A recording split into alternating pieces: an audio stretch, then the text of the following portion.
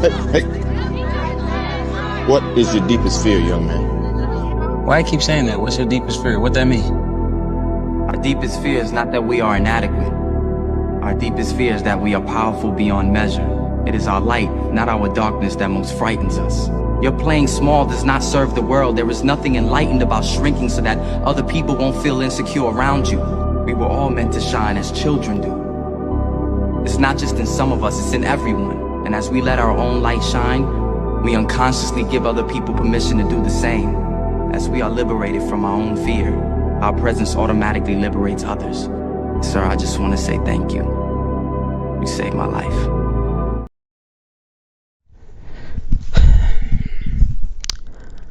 What's good, everybody? So today is the 14th of March. I'm not gonna lie, this video, I've pretty much been procrastinating recording this. It's pretty much taken me a whole day to just put this all together, but let's get right into it. So what are we going to be covering today? Today I'm going to be talking about some of my deepest fears as an individual, but a short disclaimer, it's not going to be all my deepest fears. It's just going to be maybe 2 or 3 of them, and I'm just going to share some of the origins, some of the ways that I'm trying to navigate them, and leave you guys with a word or two, just so that you guys are also feeling inspired to overcome your fears. So let's get straight to it. So what was the inspiration behind this video? So I was watching Coach Carter for the gazillionth time the other day, and there was a particular scene where I really felt like Coach Carter was talking to me specifically. For those who don't know Coach Carter, I think you guys should watch that movie. That movie is like a certified classic, but I digress. So Coach Carter, the main character being played by Samuel L. Jackson, he repeatedly asked one of his players, his name's Timo Cruz, I believe that was the name of his character. He repeatedly asked this question: hey, Mr. Cruz, what is your deepest fear? He was perplexed by that question. The rest of the guys were also like confused. They were just saying like, why is coach sweating him like that? Why is he asking him that question in particular? And you know, at some point I did ask myself that question: what are my deepest fears as an individual? And just a short disclaimer, I'm not going to be sharing like all my deepest fears. There's some of them that I don't feel entirely comfortable sharing on camera, but these 2 or 3 fears, I definitely feel more comfortable sharing them. So without any further delay, let's get straight to it. Let's talk about it.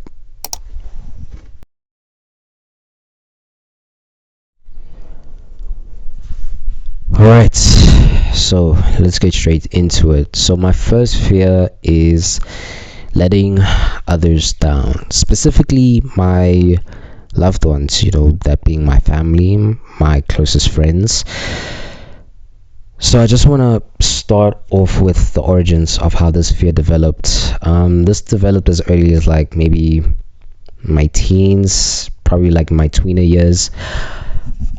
You know when you're in situations being addressed by somebody about how you're not doing things according to their expectations of you, and like they really lay it on thick in a way that they let you know right there in that moment that you let me down, you disappointed me, I expected more of you. I'm not gonna lie, I really didn't like being in those situations. In fact, I it's a strong word to say this, but I hated being in those situations. So from those early moments, I did everything in my power to just avoid being in those kind of situations. So, trying to be like a high performer in that sense, like you want to like achieve more than what you're capable of, and it's not necessarily for your benefit, but it's just to like be avoidant of sitting down with somebody and they can provide you feedback on how you did according to like the expectations they had of you or how they perceive you. So that was for me like my defense mechanism. If somebody ever told me like, you know, you let me down or you disappointed me, I tried my best to like go above and beyond to actually make them happy, but in the process it didn't really make me feel any good about myself. And that right there created this people pleaser complex in me, that I was willing to go above and beyond for anybody, whether they were close to me or they weren't close to me, or they treated me like nonsense. And now that really left me feeling like I had a lot of self-esteem issues, like I wasn't able to express myself truthfully. And yeah, that's one of the things that sucked. Like that fear, it's no longer the case. I've grown to accept that if people are let down by what I do, or they're disappointed in me, I've grown to accept that, because that's their reaction, and their reaction is what they should deal with. I know what I was supposed to do, and in certain cases, if it was for somebody that I'm very close to, then I know that I should take accountability for that. So that was definitely the origins of that fear, like just letting other people down. And yeah, it also comes down to how it's also like a perfect segue into my second fear, because I was about to mention something right now relating to the first fear, but it was now going to intertwine with what my second fear is. So yeah, let's get into what the second fear is all about.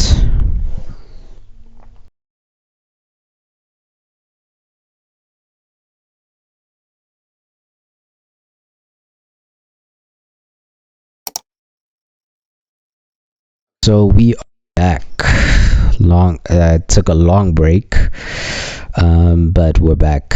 Battery kind of died during recording, so I had to charge it for a bit, but it was good so that I can recollect my thoughts, and let's get straight back into it. So this next fear that I want to dive into is a fear that I feel like people in their 20s, doesn't matter at which part of your 20s you're in, whether you be in your early 20s, you're in your mid 20s, or you're approaching the later parts of your 20s. I feel like a lot of people think about this, and this for me is probably the fear that I'm dealing with in real time, and that is not living up to my true potential, or not fulfilling my true potential as such. So this is a fear that, once again, mentioning again, that I'm dealing with in real time. There's a story that I want to share with you guys from a few years back. So this was 2023. I was just wrapping up my student practicals. I just turned 22 at the time. It sounds like a long time ago. I was now on my way to the office. This was just shortly before 8. Next thing, there was this one lady that stopped me on my way to the office, and she just stopped me for a quick chat. And I just, I wasn't too skeptical about what she had to say to me. She was a pleasant lady. She was just like engaging in small talk. She was like, "How are you, my son?" I said, "No, I'm good, thanks." "And how are you, ma?" "I'm good." She asked me, "Have you ever been to Newtown or Bram? Have you ever gone to these places such as the Market Theatre, the neighborhoods market, which is now the playground?" And like I just answered, "Yeah, I've been to some of these places. I've never been to the Market Theatre at the time. I still haven't. I think I should make that a side quest for this year." But anyway, so the thing that she said thereafter, it stuck with me to this day. Actually, she now tells me, "Son, I don't know what it is, but I can see you going far and doing doing bigger and better things with your life. I can see you going places. And this is just me paraphrasing, but she said something along those lines. So, to receive such a compliment like that, it was like, huh. Because I'm not gonna lie, at that part of my life, I was kind of wrestling with the direction as to where my life was going at that point in time. Like I was just having those debates in my head as to whether if this is really what I want to do with the rest of my life. So to hear that at that point in time, it really did wake up something in me. And it's a humbling thing. It was a real humbling moment for me, because to always be reminded about what you're capable of, even though at that point in time, I'm not gonna lie, I didn't see myself in that manner because I didn't have the self-belief that I have now. So that's one interaction that I always like remember all the time. And even the other times that I've been reminded by people who have been in my life for a season, that tell me, hey man, there's something about you, bro. You are going, once you figure it out, you are gonna be someone special. And I try my best to not take that for granted, because when somebody reminds you about what you're capable of, you also feel the need to not let them down. And this also like ties into like the previous fear that I mentioned about not letting other people down. But I feel like right now I don't want to. It's not a matter of me trying to prove them right, or trying to like prove that they were right in what they saw in me. It's more now for me, like I'm just doing this for me. Like I want to see what I'm truly capable of, and I'm willing to go the distance. And that's how I feel right now. So yeah, it's definitely a fear that I'm still trying to like process and also unwrap at the same time. And I feel like the way that I'm explaining it right now, I feel like it's going to change over time, as I'm working towards some of the goals that I have for myself. So yeah, that's just generally how I feel with this fear. And it's a lot, man.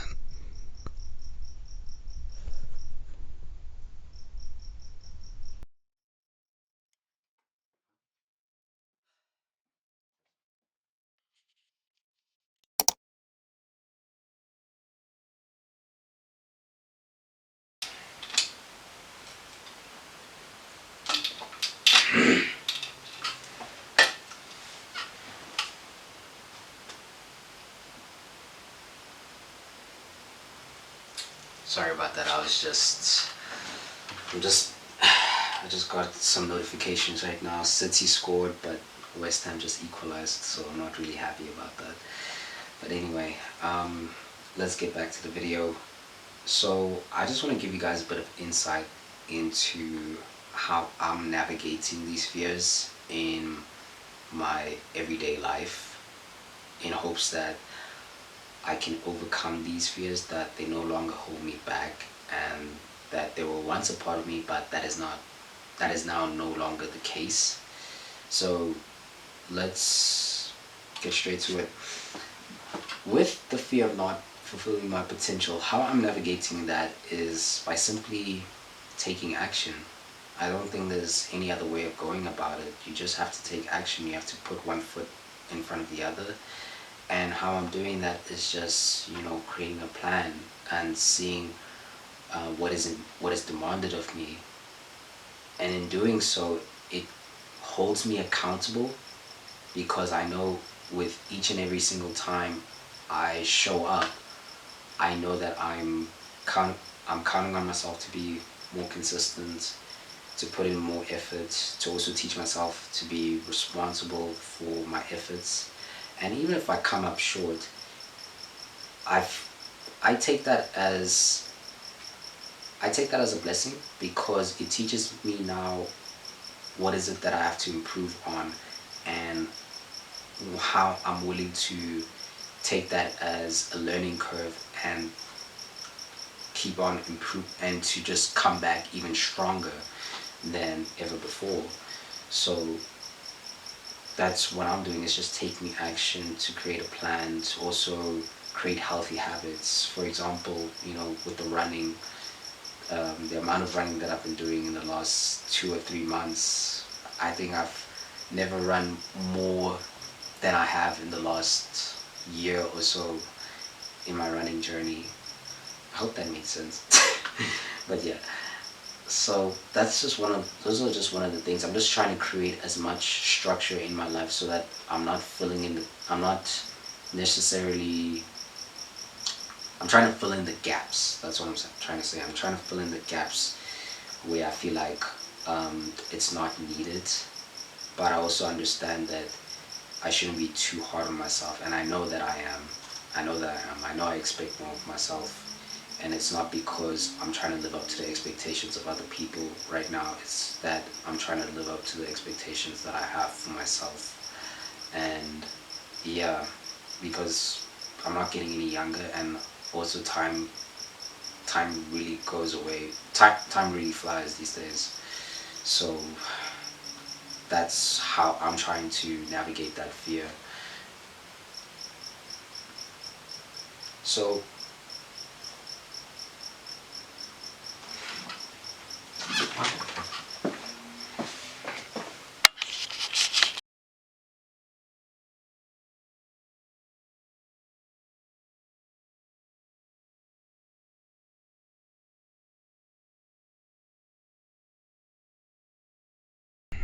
okay, how am I navigating the fear of letting others down?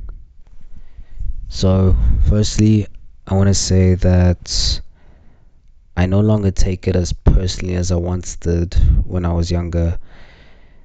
Just it's just mainly, to add on, it's mainly because I'm not responsible for how people should feel, and I think once you learn that in life, it really relieves you of so much unwanted emotional burdens. Like, I can't really be account accountable for how somebody feels. Like, the least I can only do so much, and trust that that is the best that I could do in that moment. And it also depends on what the person is going through. So that's probably another thing. And I also took some notes about this. All right. So I said I'm not responsible for other people's emotions. And also, another thing I want to remember telling you guys on cam is that I can't please everybody. I can't please everybody. I think once I also learned that, that did me so many favors in life. Like, I just felt so much more lighter on my feet, and I felt good about myself, that I don't really have to live in a way that is in a, in alignment with how somebody envisions the way that I should live. All I could do is just remember that this is my journey. Not everybody's going to understand what steps I'm taking to get to where I want to be, or what I'm doing with my life, and that's perfectly fine. Nobody understands my methods to the madness, and that's also totally fine. So that's how I'm navigating my fear of letting other people down. So we've come to the end of the video, and I just want to end off with a couple of quick quick notes about fear in general. Fear evolves with time. I think you guys need to remember that, like with fear, the fears that you had like maybe 10 or 15 years ago are not going to be the same fears that you're going to have now, because of all the experiences you're putting yourself through, all the life lessons that you're picking up along the way, all the people that you get to meet. Yeah, you'll have new fears that appear, and it's just, fear is just a constant force that unfortunately it will never die, because we're all scared to do things.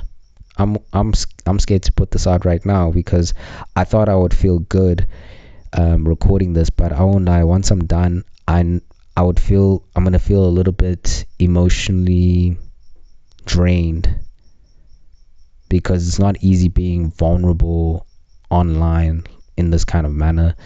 And I'd say it was a good learning curve, and I'm willing to put myself out there once again to just be vulnerable with myself. And yeah, also another thing about fear is that fear is only there if you want it to be there. Fear will always get the best of you mentally. It can never.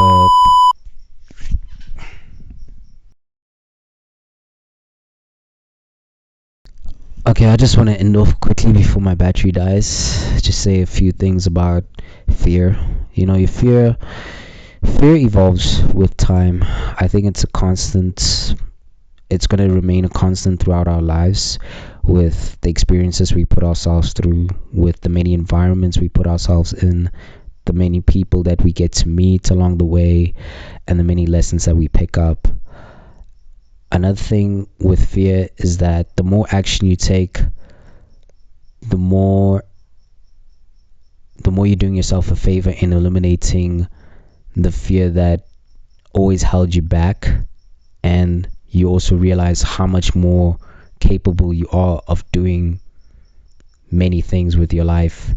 So please, by all means, like, even if you're scared to do that thing, you got to do it scared, because sometimes you just have to shock your mind. And that's another thing about fear in the mental sense. Fear is only there if you want it to be there. So the more you trick your mind into actually doing these things, the more you grow that self-belief that, yeah, it was actually a figment of my imagination. And that's another thing. Like, you can avoid the fear for as long as you want, right? But the regret that will come later on in life because you never took the opportunity to deal with that fear is an even worse feeling than ever. I don't want anybody to feel that way. So that's the end of the video, guys. I'm not gonna lie, I don't really feel like the best sharing this, but I really wanted to express myself in this way. So if you guys want to see more videos in relation to this, yeah, I'm just gonna end it here actually.